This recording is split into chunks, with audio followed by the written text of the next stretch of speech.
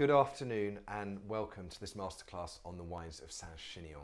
I'm Patrick Schmitt, Master of Wine, Editor-in-Chief of the Drinks Business, and I'm delighted to be presenting, in fact, a second masterclass with a whole new set of wines from the Saint-Chinian AOP. You'll notice that it's called Rediscover Saint-Chinian. Now, for some of you, I'm really pleased to hear that we've got some people who took part in the first masterclass. So for you, it is a rediscovery because it's a new set of wines, but you already know the region fairly well, hopefully from my initial masterclass. There will be some repetition, even though the wines are different, because I'm also going to be doing a similar introduction as I did to the first masterclass for the new attendees of this masterclass. But it was called Rediscover Saint-Chinian when I started with Masterclass 1. And that's because for some of you it may be a pure discovery, but Saint-Chinian used to be quite prominent in the UK market sort of 15, 20 years ago. The wines of the Languedoc, but particularly these appellations like Saint-Chinian, Fétu, Corbière, Minervois were quite prominent on the shelves of UK supermarkets. And in more recent history they've been, well, they're rather less prominent. I suppose they've been sidelined. I'm trying to think why that might be. I think it's probably the rise of certain very popular styles of red wine, be it Argentine Malbec, Chilean Cabernet Sauvignon, Rioja, some things that spring to mind, maybe New World Pinot Noir, New Zealand, offering particularly price competitive examples of that. But my feeling is that we ought to rediscover it, and it really deserves a place in the, on the shelves of UK retailers. For the simple reason that it offers great value, the wines are authentic and they're high quality. And you see a few of them on the shelves today. My clipper is not working. Sorry, I'm just telling my team here. So can I have the next slide, please? Okay, thank you. So I'm on Introduction to Saint-Chinian. Hopefully you should all be on the same slide now as me. For me, it's quite strange not to be able to connect with you directly. I'm just talking into a screen. And it's a shame that we can't meet in person. On the other hand, I think there are a lot of good things that have come out of the pandemic in terms of these Zoom masterclasses. In the future, I think we'll probably do a mixture of live physical events and then virtual as well. Anyway, why should you as buyers, whether you're looking after restaurants or independent merchants, supermarkets, whatever you're buying for, why is it that now is a good time to rediscover or discover Saint-Chinian? And I'm going to present my arguments as to why I think it's right for a rediscovery, based around 4 points. One's going to be the history of the region, the second is going to be a little look at the regional characteristics, and the third is going to be looking at the soils, and then finally the proof, the wines that hopefully you've all received as samples that we're going to look at together, and those will really be the deciding factor for you. Thank you. So, beginning with the history. I think, it's really important. This is a part of the world that actually is undergoing a bit of a resurgence, and I think there's a development of quality winemaking and a greater understanding of terroir. But actually, this is a historic part of the winemaking world. And in fact, this part of France is where the vine actually entered this now incredibly famous winemaking nation. So the earliest forms of viticulture in France were around this area, the Languedoc, with the vine entering around Narbonne down in the south. Certainly the Romans, so it was the first vines planted by the Greeks, but it's the Romans who really developed winemaking into a bigger scale. And Saint-Chinian certainly has relics of ancient winemaking, and you can see historic old stone terraces. But it was really the Romans that developed winemaking. And also, you think about the wider Languedoc, and we're going to look at the location of Saint-Chinian shortly in a bit more detail, but what they were really doing up in these rugged, infertile parts of southern France was planting vines, because they couldn't really grow anything else in a productive sense. The Benedictine monks were really responsible then for growing the Saint-Chinian appellation as we know it today in terms of winemaking, and in fact the village takes its name from a canonized Benedictine monk called Saint-Aignan. Now, in Roman times, it was important to note that this area being very authentic, being very ancient, 2,000 plus years of winemaking, is that they were actually working with the grapes that we're going to be looking at today.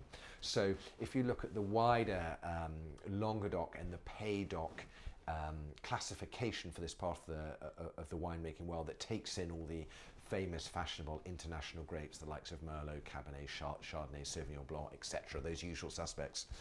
For the appellation of Saint-Chinian, by the laws of the classification, you have to work with the native grapes of the region, and those are the ones that are being worked with in Roman times, including Sensibel, which is Tempranillo.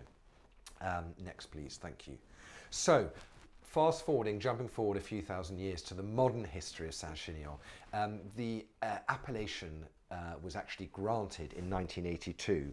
Now that sounds fairly recent, but it's actually one of the oldest appellations of the Languedoc, so a little bit older than Corbière and Minervois, which are obviously famous appellations of this part of the southern French Languedoc-Roussillon area, but actually not as old as the first, which was Fitou from 1948. If I could just go back one, 2004, Saint-Chinian, the appellation was granted status Saint-Chinian you could use on the label for whites and rosés. Saint-Chinian is rather exciting and unusual in the sense there's quite a lot of white wine made, and we associate these areas like Fitou, Corbière, Minervois with red wines. There is quite a bit of white wine made here, and I do urge you to look them out. We did look at a white in the last masterclass. The wines have been selected for me. It's a fantastic selection drawn up by the producers of Saint-Chinian themselves, but it is fun to look at the whites and the rosés. We're not here today, so do bear them in mind. Notice that Waitrose cellar carries a Saint-Chinian Blanc that looks fantastic, gets such good ratings. The whites mostly, again, around native grapes of this area, so Roussanne, Marsanne, Viognier, and a Vermentino, which is called Rolle in France. And just lastly, on the modern history, there are two crus of Saint-Chinian as well, which we shall look at later. So these are like the kind of premier cru, village status offerings that have designated because of their particular site characteristics. And the area today of Saint-Chinian, so we're looking at about 3,000 hectares and 20 villages. If you look at how big the area of Languedoc-Roussillon is, this is just a kind of blip on the map. I mean, 240,000 hectares, so that would be the Languedoc-Roussillon area is double the size of Bordeaux. It's the largest single vineyard area in France, so a massive area for winemaking. And then this little appellation called Saint-Chinian that's delimited because of its very specific characteristics to look at. You've got 90 independent wineries. It's quite fragmented, a lot of little producers. I think that's very exciting if you're a kind of sommelier independent wine buyer, for an independent wine merchant looking for something a little bit niche, family owned. And then for the bigger players, the cooperatives, very exciting, that group together a lot of growers, can make very high quality wine on a larger scale for a good price. So very, very strong cooperatives in this part of France as well. 80% red. There is rosé. Bear in mind the rosés, I'm not showing them, but we're always on the lookout now, I think, for good value, pale pink, dry, southern French rosés. Now Provençal pinks have become so incredibly popular, and as a result, being sourced from a finite area, becoming rather expensive. So yeah, you'd be looking at good rosés from Saint-Chinian around, you know, £9 to £12, whereas if you think what Whispering Angel now on the shelves from Provence is kind of £19, £20 a bottle. Okay, you might buy on discount a bit cheaper, but not much. Next, thank you. Grape varieties, I mentioned them a little bit in passing, true to the history of the region, but we're looking at reds today, so let's focus on those. And we're going to be looking at reds made primarily from Grenache and Syrah. Then there's going to be some Mourvèdre, the Monastrell of Spain, Carignan, Cinsault, this La Dorni Pelou, which is a kind of mutation of Grenache Noir that's local to the area. We're not going to be looking at any of those in the wines, but it's basically like a slightly hardier Grenache Noir. Whites I've mentioned, Grenache Blanc, sorry, it's the main grape of the whites I forgot to mention earlier, very important. And then you can see in maximum yield is 45 hectolitres per hectare. Okay, so where are we? You may know very well, but I think this map, I find it very helpful seeing it swiped off the internet earlier today. But if you can see the kind of pinky fuchsia blob That's Saint-Chinian, and then its neighbouring areas, the purple just below it to the left as I'm staring at it is Minervois, and then you have Fougères, which is north and east to Saint-Chinian. You might be able to see a little bit of yellow, and that's the Muscat de Saint-Jean de Minervois. I think that's interesting just to mention it from a climatic point of view, because that's an area famous for producing the most delicious vin du naturel, fortified wines made with the Muscat grape, and they've managed to combine this sweetness with freshness, and that's because the grapes that are grown in this sort of quite high altitude rocky areas up in the kind of North Languedoc do manage to produce wines of freshness, and you do see that in those very sweet wines. Different soil types. Could we just go back slightly? Sorry. So that's really where it is. It's also important just to make the point that here we're up at this area, the kind of north area of the Languedoc, that there's nothing behind Saint-Chinian in terms of wine regions, and that's because above it is kind of scrublands and mountains, the foothills of the Cévennes mountains, the southern slopes of the Massif Central. So we're up kind of abutting the foothills of a major mountain range, and then in front of Saint-Chinian are the plains towards Béziers, and it's facing the Mediterranean. So that's really just important to give a sense of where we are. Thank you. And then this slide, continuing where we are, is looking at the appellation of Saint-Chinian itself to show how it's divided into two distinct regions. It's as though it's kind of been sliced diagonally across the middle of the appellation, and the kind of purpley red on the southern half represents, in fact, very similar to the colours of the soil. They're these kind of red-purple clays mixed with calcaire, as they call it in France, limestone soil, so clay limestone at one half, and then the northerly half, again, the colour slightly true to the soil type there, these soils based around schist, like you have in neighbouring Fougères. We'll talk about that more shortly. Thank you. The landscape. There's just a picture, I think, kind of gives you a sense of what it's like in Saint-Chinian, with the Cévennes mountains in the back, the kind of scrublands, the pine trees, and the kind of rocky, rugged terrain, and then this idea of this kind of collection of plants they call in the Languedoc garrigue, and it's kind of those tough aromatic shrubs that have that heady scent, kind of lavender, sage, rosemary, and that people often detect those in the wines of the Languedoc. They give a kind of dried herbal character, it's believed, in the way that you can get eucalyptus scent in the reds from Australia. But anyway, it's a beautiful area, and that gives you a sense of it if you haven't been there.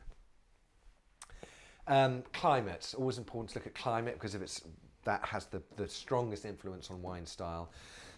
And we are here in a Mediterranean climate. The grape varieties are typically Mediterranean, mild winters, and then these very hot, dry summers. You know, this long sort of 4-5 month period of drought you get, which means a couple of things. Obviously has an effect on the style of wine.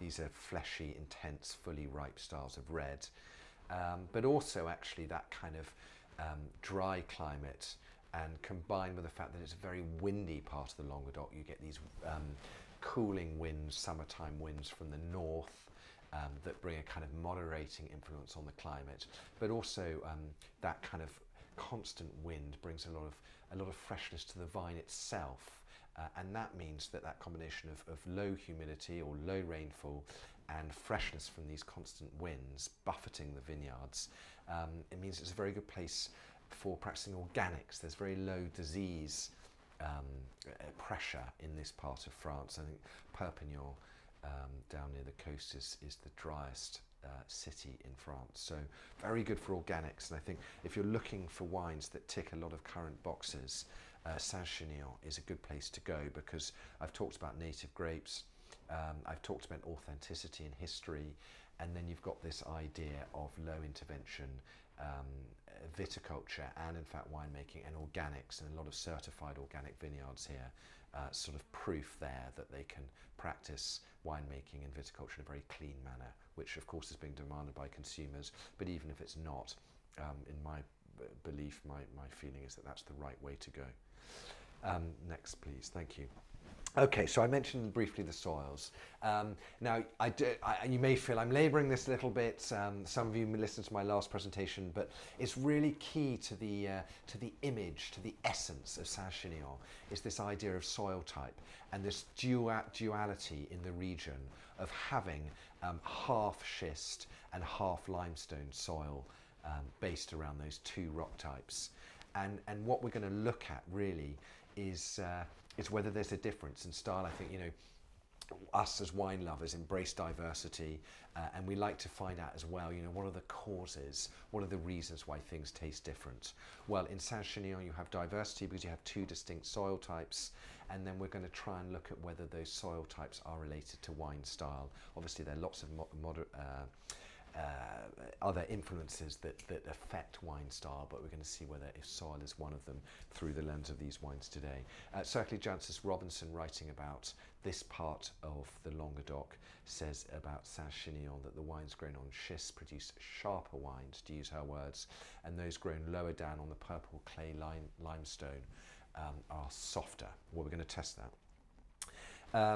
And in fact, one of the things that I was reading about before I started these masterclass is that because there's such a difference, there's such a division with the region, that the schist of Saint-Chinian, it was felt that maybe that part of the Languedoc, which is based around schist bedrock and soil types, which is north of Saint-Chinian, and then Fougères, which is really entirely on schist, and also Cabrières. They thought, well, look, let's get it together and make a single appellation around schist soils. It never occurred, and I think actually we should be grateful for that for two reasons. One, there are associations for winemaking built around schist-based soils like terroir de schiste that unites, in fact, mainly French producers making wines from schist-based soils in Saint-Chinian and particularly Fougères, but also other parts of France and Spain and Portugal. But also because Saint-Chinian is quite a strong appellation in terms of regional branding. And they felt that the community of Saint-Chinian, of winemakers, was stronger and then was so strong that it would be a mistake to break it up just around soil type.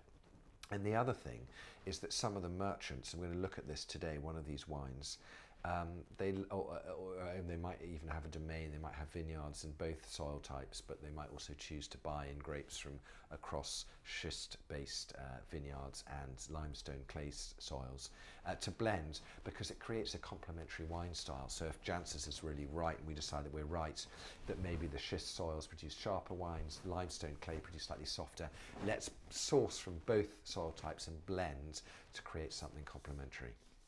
Thank you.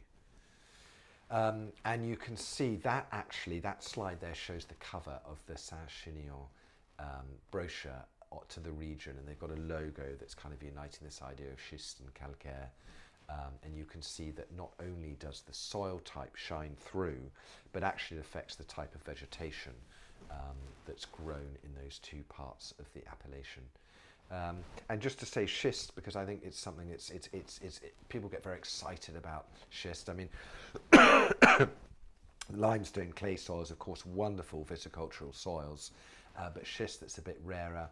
It is this rock. It starts life as a kind of mud, kind of, you know, low silt clay water, and then it becomes consolidated to become a mudstone, and then that gets metamorphized under pressure and heat.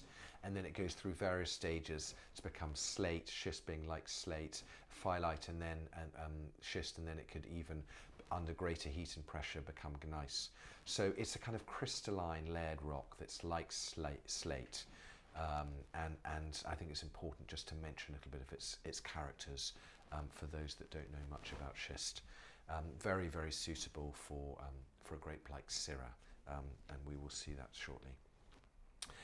So, do the wines from schist taste differently to those from limestone? Just very quickly, we will taste in a minute and you'll be able to decide for yourselves, but Andrew Jeffer did a tasting with the Association Terroirs de Schiste to see whether there was a difference. And of course, you know, people think, well, one's softer, one's sharper, one's richer, one's more tannic, whatever it is, but it's quite hard to taste like from like. They try to taste as much as they could like from like, so wines may be made by the same producer, similar grapes, similar winemaking, but one from schist, one from limestone, to see if there were differences that they could relate as much as possible to the bedrock and the soil type. And these were his conclusions. I drew some last week from the first tasting we did. We can draw some together again from today's tasting, because we will be looking at wines from schist and wines from limestone using similar grapes. But his feeling was that the wines from limestone had a bit more energy. The wines from schist were a little bit more delicate, maybe a little bit more closed aromatically. Limestone showed more fruit, cherries, blackcurrants. Schist a bit more dried fruit, prunes, figs, and then more earthiness, maybe more terroir expression, for want of a better description, crushed rocks, that kind of thing. But he felt that actually the varietal character was clearer with limestone, whereas the schist is maybe speaking more through the wines. Flavours, he said kind of stone fruit with limestone, and also when it came to schist, he said it a bit more intensity. That could, of course, be connected with lower yields. There's less water, less nutrients in these schist soils. A bit prunier, meatier and spicier in the schist, and a bit more about the tannin character. I've sometimes seen in notes when they talk about the Saint-Chinian wines that are grown on limestone clay soils that they're very typically Languedoc, and that might refer to the kind of softness and these kind of dried herb garrigue characters. So that fits with what Andrew Jefford is saying. And then I've put here my own supposition that maybe that kind of pruniness, sometimes slightly higher alcohols and slightly more dried fruit characters in the Saint-Chinian wines grown on schist. That may be because they're hotter sites, maybe harvested later, of course, but it, you know, a dark schist soil actually holds more heat and re-releases it back during the night. Structure, acidities. I think this is important to talk about, but you know, there's more tannin in the schist wines, and then maybe slightly lower acidity than the limestone wines. Andrew actually felt that the wines grown on limestone would be ready a bit sooner, a bit softer, a bit more approachable, and the schist wines were perhaps built for a longer life. And one more slide on this, please. Just a note on pH, I think this is important. So higher pH, lower acid. Limestone, higher pH, alkaline soil, but conversely tends to give fresher, lower pH, more acidic wines. Schist, a very more acidic soil, tends to give a slightly higher pH and less acidic wine. Doesn't mean that the schist wines don't have a lot of freshness, and I think that idea that Jancis talked about the Saint-Chinian wines grown on schist being sharp, that might be related to the fact that they have quite a lot of tannin and a sense of dryness and freshness that's maybe a combination of tannin and minerality, that kind of stony, salty, dry sensation on the palate. It is a tougher environment to grow vines on schist. Thank you. Now, Saint-Chinian is not the only place in the world to be growing wines on schist, and I just think it's worth bearing in mind that some of the other areas of the world that are famous for this type of soil are Alsace, Beaujolais, the Loire Valley, the Northern Rhone, and the Douro in particularly is one that I associate very closely with schist. And then, of course, neighbouring region to Saint-Chinian, Fougères, and then, of course, Priorat in northeast Spain. Thank you. And this is really my final point that I want to make before we look at the wines, because this is something that's quite personal. But I think if you're looking at Saint-Chinian, it's an area that doesn't have masses of fame. I said it was about a rediscovery. It's maybe a little bit sidelined in the UK market. And I think, you know, me as a journalist, you as wine buyers are always looking at kind of the next exciting thing. Saint-Chinian is a rediscovery, it's been around for a long time. But I think actually it's an area that has a lot of potential for greatness. And that's why at the moment it's good value. But I think if you look at it relative to other places that have a Mediterranean climate and vines grown on schist and work with these native historic Mediterranean grapes and have very old bush vines as well, then quite often they're very high value. And if you look at Priorat, has all those things and has become this kind of darling of Spain, this very exciting region, and is commanding very high prices today. Wherever you see the wines, restaurant wine lists or fine wine merchants, then Saint-Chinian, relative to that, looks exciting and also looks relatively very affordable. Okay, that's enough said on the region. Let's get tasting. If we could go to the first wine, please. Thank you. So, hopefully you will have this now, wine one. You have your samples. I hope they're all in condition. There's nothing I can do if they're not. But if what I'm saying about the wine does not fit with what you're experiencing, then I'm assuming it's not in top condition. So apologies for that. This is a pretty hardy wine though, I would imagine. I think it can handle travelling and movement. Domaine du Sacré-Cœur and the Cuvée Charlotte. My daughter was, a 7-year-old daughter, was particularly enamoured with this bottle when I showed it to her yesterday with the teddy bear on the label. Maybe it's after the winemaker's daughter, I'm not sure. I'm not sure either what the Portman Group, the people who govern all sorts of alcohol advertising and labelling and all the rest of it in this market, would say about a teddy bear on the label. She thought it was terribly sweet. Anyway, that's not relevant to the taste of this wine, which I'm going to try now.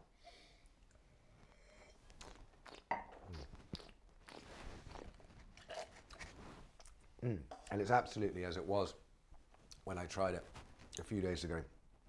Now, this is exciting because this is made predominantly, I'm not sure how they get around the rules on this, but with Carignan, and it's up to 120 years old. Oh, brilliant, we've done exactly what I wanted to, which is go to the next slide. That is one of the vineyards of Domaine du Sacré-Cœur, and it's limestone we're here, so we're starting with supposedly one of the softer wine, because that's what the idea was. Limestone clay produces softer wines, but actually this is almost 100% Carignan, and Carignan produces pretty intensely fresh wines, even in these very, very hot, dry climates. That's what's such an amazing and hardy grape. And I think that this wine actually does that for me. There's something about the style. It's got fleshy fruit, it's fully ripe, but it's got a style to it. It's quite taut, if you imagine pulling a string tight. It's got that feeling of freshness and tautness, rather than being kind of soft and open and easy. And I think that's kind of counterintuitive if you think of the climate here, but I think that's true to Carignan. And actually one of the things about this wine is that this winemaker behind Domaine du Sacré-Cœur, which was founded in 1991, is a real proponent of the wonders of Carignan, which has become a kind of a semi-emblematic grape of the Languedoc, and is now kind of actually being rediscovered in Chile, of all places, as giving it a bit of a rebirth in the way I suppose Argentina did for Malbec, which of course is native to southwest France and Cahors. But anyway, Carignan down in the Languedoc was, favoured because it performed so well in this tough, arid, hot climate, but then it became unfashionable and was really, a lot of it was ripped out in place of Grenache and Syrah. Well, this producer didn't rip out his Carignan, which is why he has these amazing, really ancient vineyards. And he's now saying, look, I was right all along. It's well suited to making delicious wines when the vines are very old and established, and it works very well in the climate. And here it is in Cuvée Charlotte. So decide for yourself, but it is a good expose of what Carignan can taste like and the quality of wine it can yield and the style when it is grown in this climate on limestone soils and with very old vineyards. But I liked it from his website. He said Carignan was banished like a plague victim, and it's having a comeback today. So that's our first wine, and that was limestone, and I hope you like it. More accessible end, a little bit different style to some of the wines we're going to look at. Now wine two, the Cave de Roquebrune. Now I mentioned earlier Roquebrune, or rather you would have seen it on the map. This is in fact one of the cru of Saint-Chinian, is the Roquebrune area, the village of Roquebrune, and it's a small area within it, and it's famous because it's got these schistous soils, rugged landscape, and it's distinctive. and it received this kind of cruise status for the quality of wines it's making. It really is built around this single, very quality-minded, very good cooperative, which I think is a really exciting find in the world of Southern French reds. Let's try it.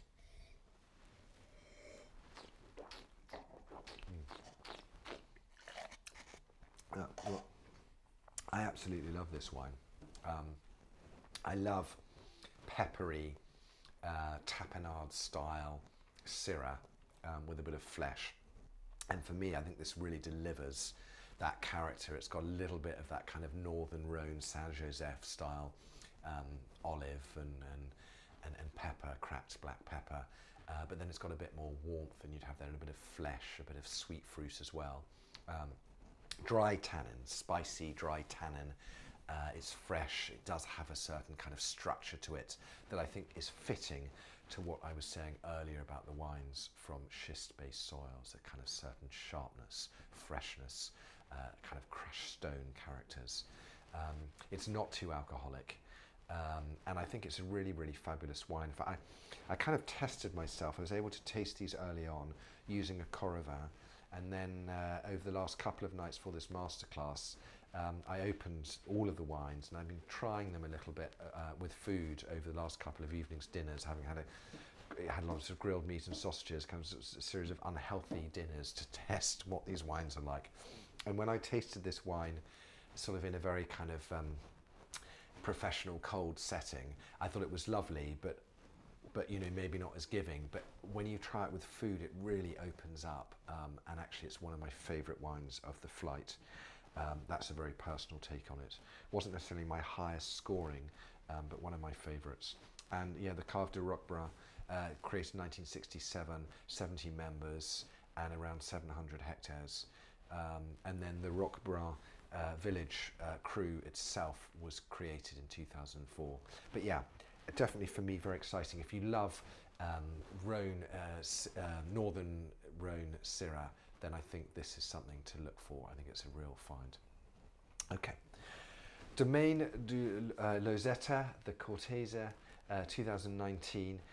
This is a wine, again, this wine is on schist. The last wine was on schist, and the first wine was a limestone soil.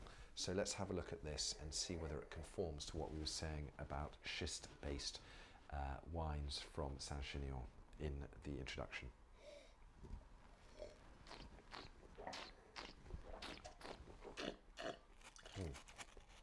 So this to me has a bit more give, has a bit more flesh, has a bit more red fruit, has a bit more sweetness.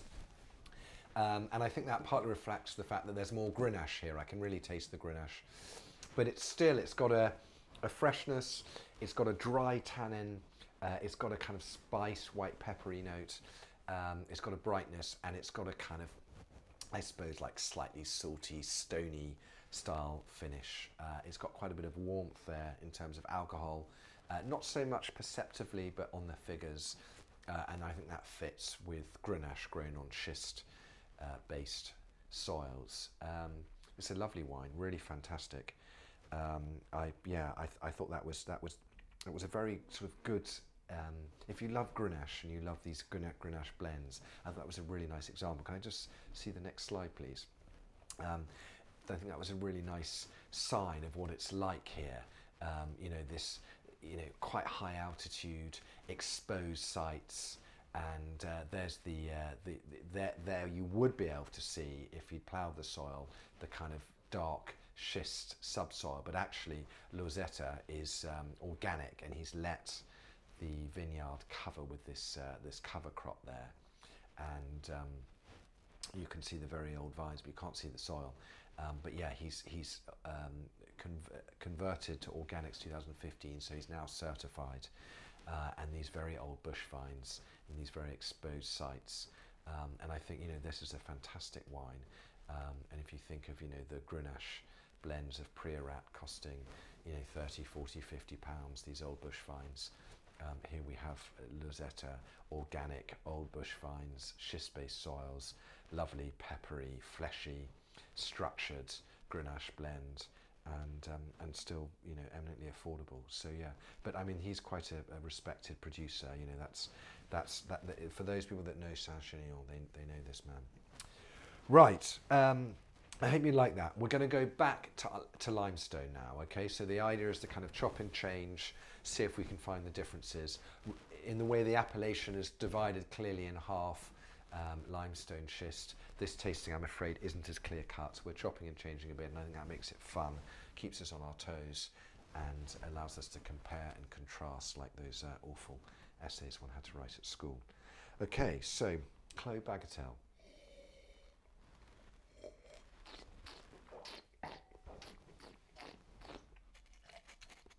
So here, we're looking at a different dominant grape.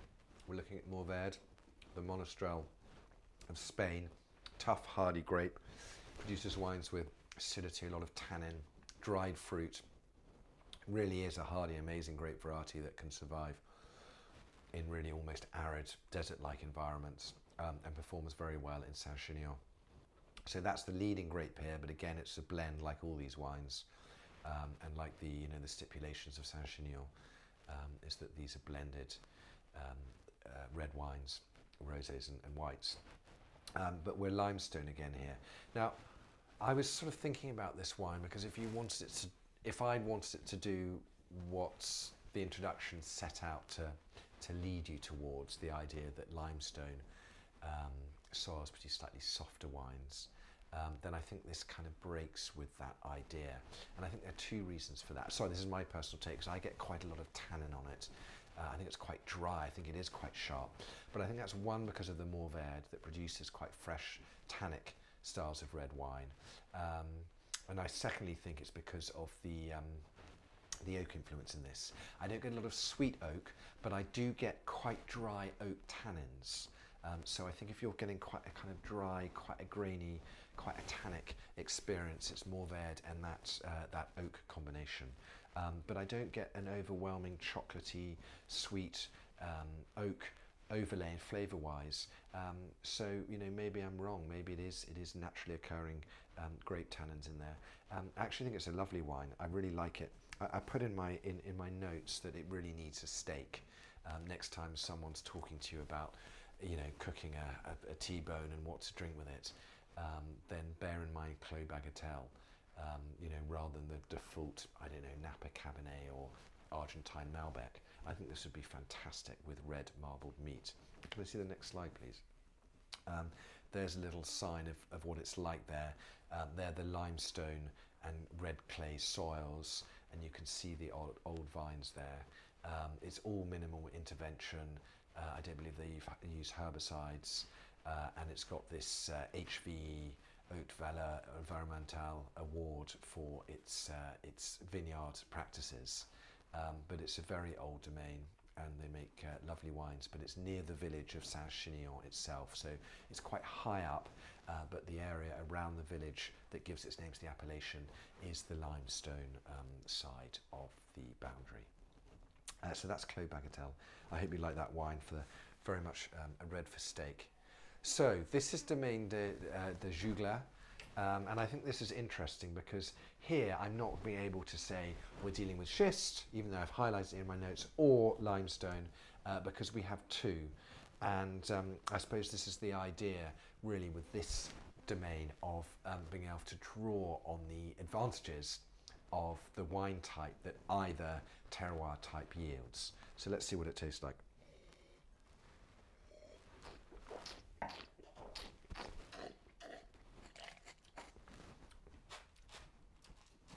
So this is interesting. I really like this wine.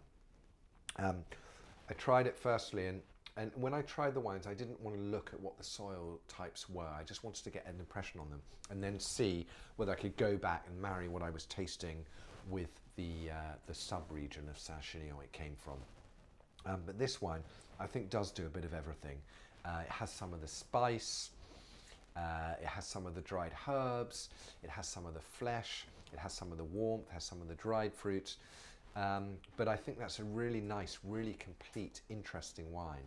We're not tasting the kind of hot, sweet, red fruit characters that you get with Grenache, because there isn't any Grenache in here. We're tasting the kind of peppery black fruit and intense characters of Syrah, and then the kind of freshness and the tannin that's brought on by Mourvedre. And then I suppose we're getting some of the character of schist, and then some of the richness from limestone. But I think that's a really fantastic wine. Can I see the next slide, please?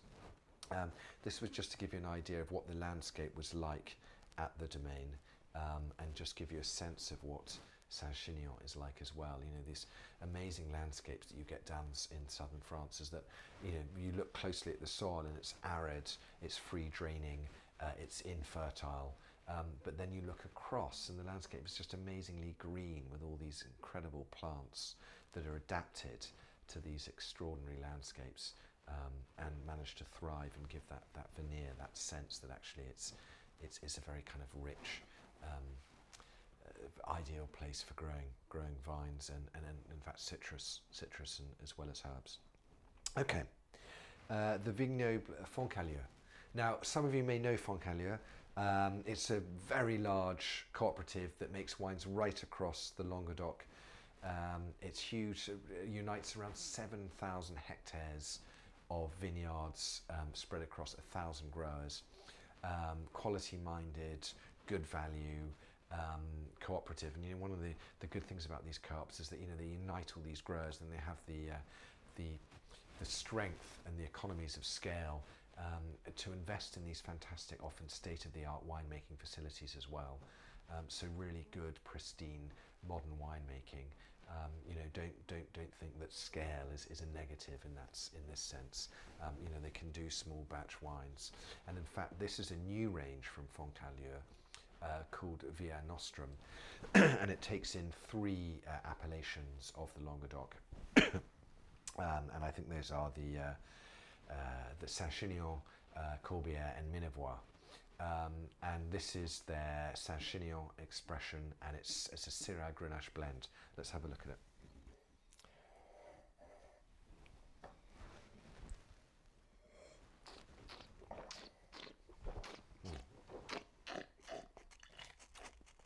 Yeah, I think that's fabulous. So when I tried the wines initially in a setting at home and went through them and scored them and marked them in detail at my desk, I really loved that wine. I really thought that was one of the outstanding wines of the flight. When I went back, I enjoyed it just as much, but I did see a little bit more, actually drinking it with some food, a little bit more of the oak influence. It does come out a bit more sort of chocolate sweetness there. It's, I suppose, a little bit more of a crowd pleaser in that respect, but it doesn't mask the essential fruit character. Could I see the next slide, please? And the essential fruit character really based around that Syrah. It's fleshy, it's black fruit, and it's got a lot of softness and richness. And I think it's also, you know, related to the fact that we're dealing with a limestone clay soil here, but also very ripe grapes. But it doesn't lack the kind of lift, the brightness that you see in Syrah. It has some of that pepper. It's more black pepper, not green peppercorn. It's more black olive rather than green olive. But it's still a beautifully structured wine. It's not overripe. It's not too hot. And yeah, the idea was the Via Nostrum range, which was launched only this year, really recently, was to unite the terroirs of this part of Languedoc, linked by the Via Domitia, which was in fact the route, the Roman road that linked Rome with this part of France and down into Spain. And the idea was to link the 3 appellations of Minevois, Saint-Chinian, Corbière along the Via Domitia in the Languedoc area that were all the clay limestone soils. So hence for Foncalieu, haven't gone to the northern part of Saint-Chinian. And that's a sign of what the Roman road looks like today. But that was just, I thought that was interesting to see. That gives you an idea of the history and how the area developed, and why I was mentioning earlier about the Romans developing winemaking in this part of France. So yes, next please. Okay, so number 7. This is Chateau La Dorni. I noticed they are represented in the UK by the Wine Society. But let's have a look at this. We are now going back to schist. So maybe form your impression anyway, but just so you know.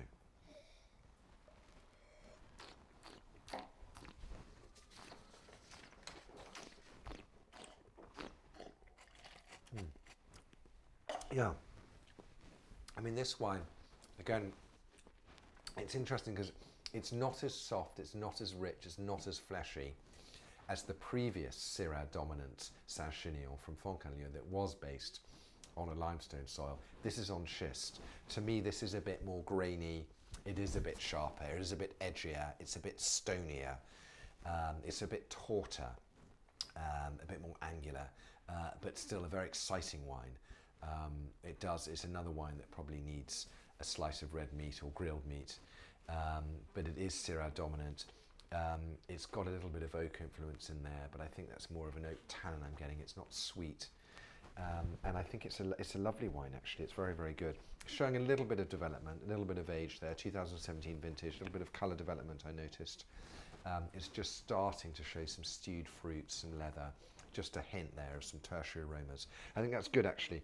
A lot of the fine wines from Saint-Chinian are released with a little bit of bottle age. Obviously they have been aged as well in barrel in cellar, but it shows you that that the wines really are built to last as well. You know, these structured style of red wines do benefit from aging, can be cellared. Can I see the next slide, please?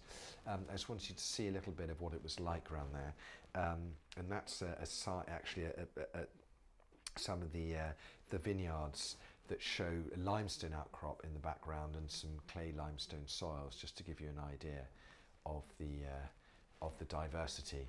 But the Chateau La Dorni is within the same family for 6 generations, and yeah, I think it's definitely a name to look out for. Okay, our last wine. So finishing, I mean, I chose the order of the wines based on instinct before really, understanding them, and I'm quite glad we're finishing here. This certainly, you've got samples, but I can I've just had my jab actually in the left arm, so I'm just struggling to lift this. But yeah, this is a very heavy bottle, very ornate. It's a big wine. I think it's very much the right place to finish. You don't have to agree with me, that's my sense.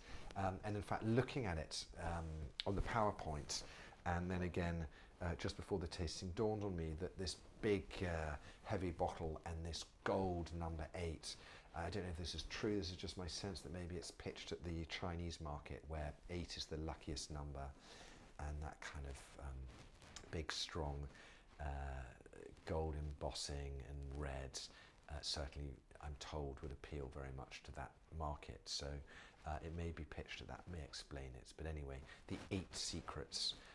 This is from another cooperative. So we had the Cave de Roquebrun that was from the north of Saint-Chinian, within the cru of the Roquebrun, and that was around schist.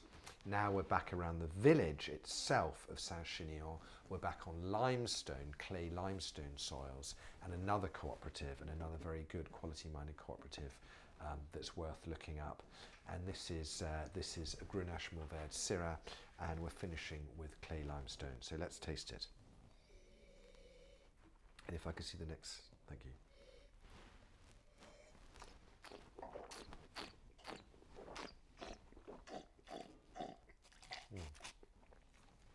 So yeah, I love that wine. It was big wine, juicy, tasting a lot of fleshy red fruit, some darker fruit as well, so blueberry, raspberry, fleshy dark black cherry.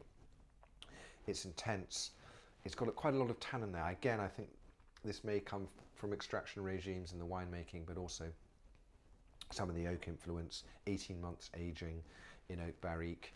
But it's not, it's got a kind of wood shaving, but it's not a sweet oak. It's not overlaid with kind of chocolate and vanilla. I'm still really able to detect the fruit in that, and the fruit tannin, and also a kind of salty grip to it as well. I think that's a very interesting one. That wine is built for the long term. I think it's still looking very young, very tannic, but it's a serious red. I mean, I don't know the exact price of that. Maybe if we could just go back and I could see. Yeah, so 20 euros bought ex-cellar, or rather bought at the winery. So it's quite expensive, it's quite a big wine, but it tastes like a really serious top-end red.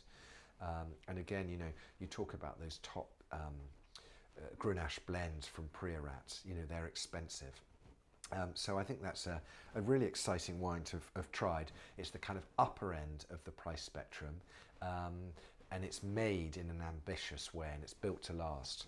But I think it's lovely. But I think maybe if you want to go back to wine number 2, I think that's an interesting comparison, which was the other wine from the co-op, but the co-op de Roquebois.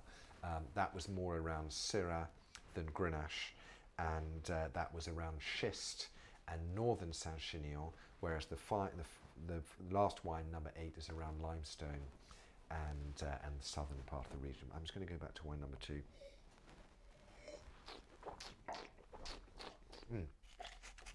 You don't have to take the slides back. I don't know if anyone has any questions. I can't see if I have any questions, so I'd need to be told if there were. But I would welcome you put them in the chat function.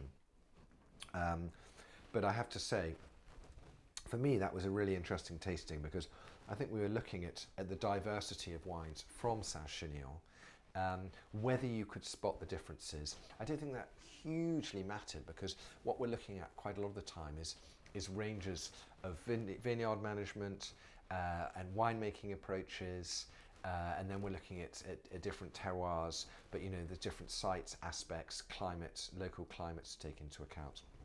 I think generally, what I would say is that in the introduction I was talking a little bit about schist giving maybe wines a bit more rocky character, a bit more spice. I'd also say maybe slightly firmer tannins probably, and sometimes slightly higher alcohol, maybe slightly more raisin fruit. I think that was borne out in a couple of examples. It wasn't completely true of all the wines. And maybe the limestone soils did yield wines that were slightly fleshier and softer, but you know, it depended maybe whether we were looking at more Grenache rather than Syrah, more Carignan or Monastrell. So I think there was a varietal component there as well. We weren't really comparing like with like. And I also think that it wasn't a case of one being better than the other. I think I had favourites in both camps, and I have to say most of my wines here I was scoring well over 90 points. I really think the quality here for the price is fantastic. Are there any questions? Could I please be told what they are, because otherwise I'm afraid it's very difficult for me, otherwise I can't answer them. I'm really just going to sum up here, because from my perspective, I'm a wine writer, editor of the Drinks Business. I'm always looking at new things that are coming along. I take a sort of independent stance on it. Okay, I've been asked to present the wines, they've been chosen, but I really believe in the quality of the wines of Saint-Chinian, and I also believe that they're ripe for what I said at the outset, which is a rediscovery. And I structured this around this PowerPoint around that. You know, what is it about Saint-Chinian that I believe makes it ripe for your interest as professional wine buyers in the UK? I think it comes down to that point. I was talking about history, the authenticity of the region. I think it comes down to this very specific site. This is a brilliant place to grow vines, to make wines. It comes down to that climate I talked about, the dry, windy setting of these vineyards means that it's ideal for organics and low intervention winemaking. And then you've got the soil component as well, whether it's schist or whether it's limestone. That's very important, because what it brings is character to the wines. It brings differences, it brings diversity, it brings us something to talk about, something to get excited about. And then of course you've got the grape varieties as well. I think that's very important.